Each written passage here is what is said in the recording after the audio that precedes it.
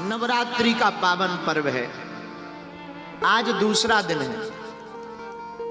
आज के दिन मां ब्रह्मचारिणी माता की पूजा की जाती है। ब्रह्मचारिणी मां का मतलब, ब्रह्मचारिणी मां का मतलब तपस्या की मूर्ति रूपी मां,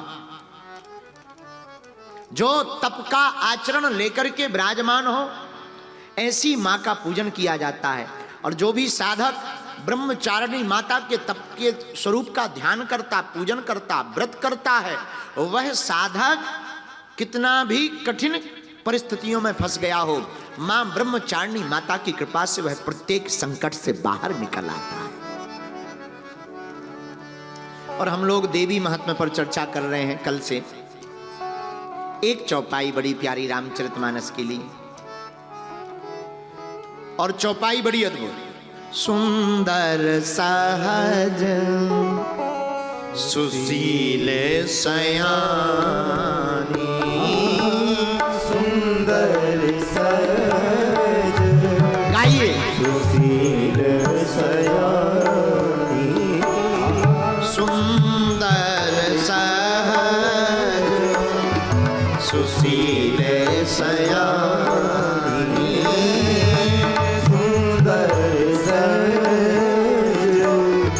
सुशील सयानी।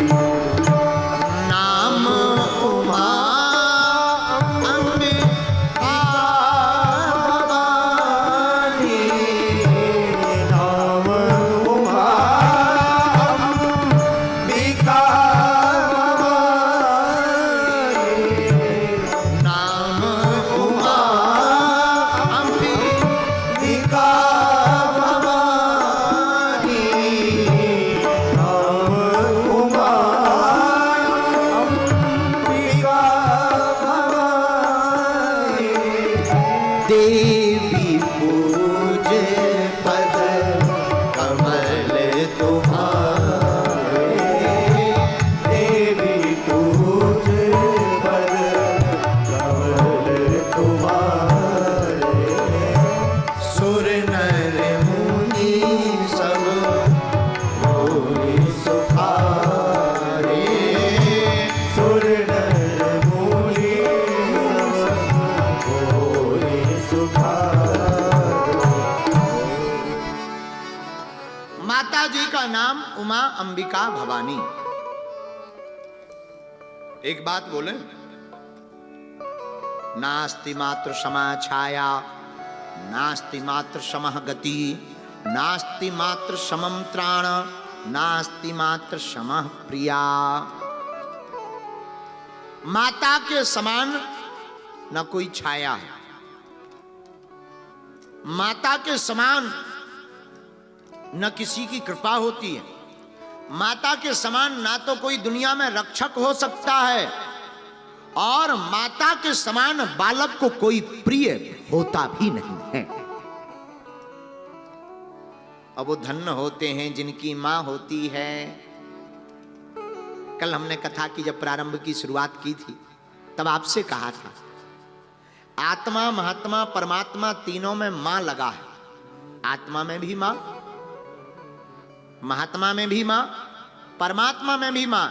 पर आज हम आपको एक नई बात और बोलेंगे। आत्मा में भी मां है पीछे, परमात्मा में भी मां है पीछे, महात्मा में भी मां है पीछे, और धर्मात्मा में भी मां है पीछे।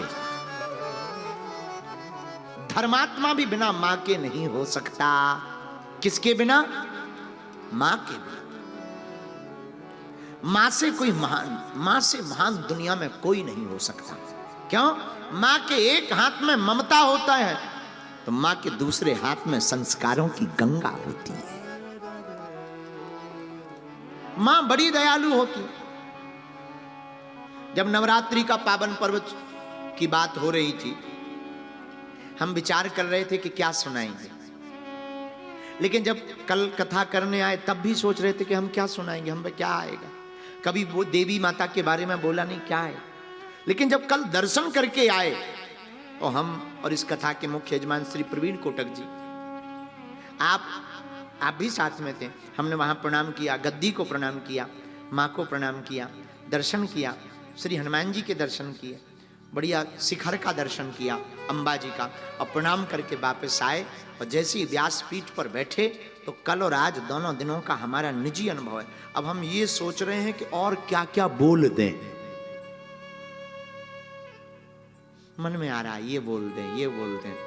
माँ की करुणा और माँ की कृपा इतनी महान है, माई बाप गूंगे को भी वो बाचाल बना देती है। जिस प्रकार शास्त्र कहते हैं मूकम करोति वाचालम पंगु लंघयते गिरम इति कृपया तमहम वंदे परमानंद माधवम।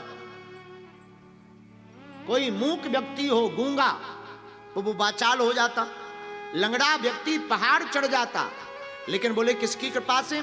इति कृपया तमहम वंदे, जिसके ऊपर भगवान और भगवती की कृपा हो जाए। मां है शक्ति, और शक्ति के बिना भगवान भी अधूरे हैं, परमात्मा भी अधूरे हैं, राम जी भी शक्ति के बिना अधूरे हैं।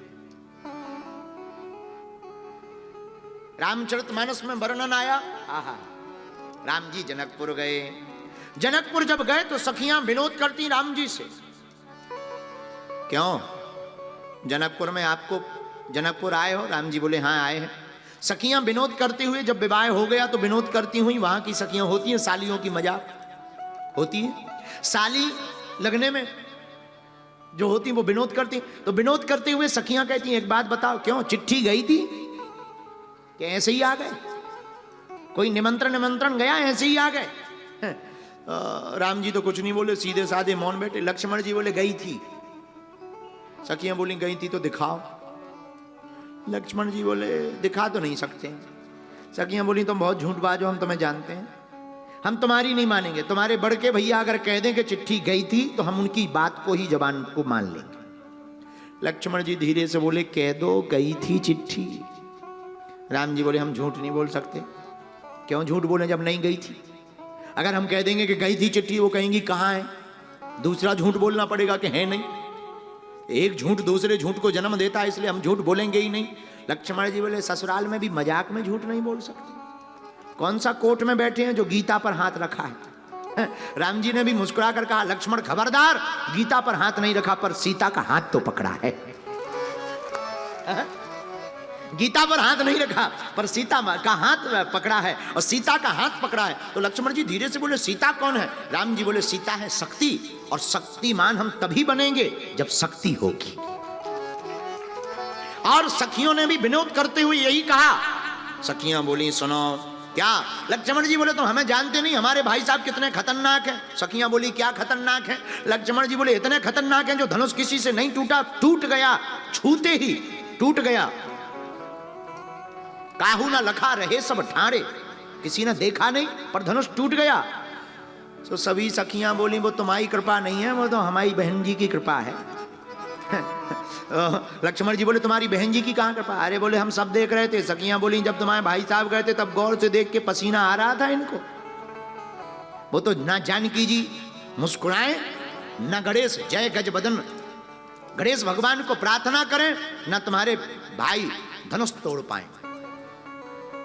तो लक्ष्मण जी बोले राम जी से भैया कह दो जी, नहीं तो प्राण खा रही, कह दो चिट्ठी गई थी। राम जी बोले हम झूठ नहीं बोल सकते। सखियां बोली बताओ क्या बुदर बुदर आपस में कर रहे हो, आपस में कनबत्तू कर रहे हो, बोलो बोलो बोलो। राम जी बोले नहीं गई थी चिट्ठी। लक्ष्मण जी बोले लो कह दिया। सखियां बोली क्या कह दिया? यही कह दिया कि नहीं गई थी चिट्ठी। लक्ष्मण जी बोले वही तो हम कह रहे हैं, राम जी ने कह दिया नहीं गई थी चिट्ठी। शब्दा नाम अनेका अर्था। राम जी ने तो जोर से कहा नहीं गई थी चिट्ठी। लक्ष्मण जी बोले लो कह दिया। बोले क्या कह दिया? बोले राम जी ने कहा ना नहीं गई थी चिट्ठी। और राम जी की तरफ देख के लक्ष्मण जी बोले नहीं गई थी चिट्ठी। राम जी बोले नहीं गई थी चिट्ठी। बोले बस हो गया, नहीं गई थी चिट्ठी। सखियां बोली तुमसे तो फंसना ही बेकार है। बड़के वाले तो बड़े शांत है, छुटके बड़े खतरनाक है। तो राम जी बोले होना खतरनाक, आखिर भ्राता भी हमारे हैं। लेकिन यहाँ के वर्णन के बाद में जब अंत में राम जी वार्तालाप लक्ष्मण जी से करते हैं, लक्ष्मण जी कहते हैं भ्राताश्री ये जो सखियां कह रही कि क्या आपसे धनुष नहीं टूटा? राम जी बोले सच बोल रही हैं सखियां। क्यों? अरे धनुष तो भगवान शंकर का है, भगवान शंकर का पिनाक बड़ा पुराना बड़ा बलवान है, इसको कौन तोड़ सकता है। लेकिन श्री जानकी जी बचपन में ही खेल खेल में ही श्री माता जानकी जी ने एक दिन सफाई करने के बहाने बाएं हाथ से धनुष को उठा करके एक तरफ रख दिया था। तो राम जी बोले, सखियो लक्ष्मण जी बात सही है, ये धनुष हमसे नहीं टूटा, हमारी श्री सीता जी से यह धनुष टूटा है। इस कथा से यह सिद्ध होता है कि परमात्मा भी तब तक शक्तिमान नहीं है जब तक शक्ति इनके पास नहीं है।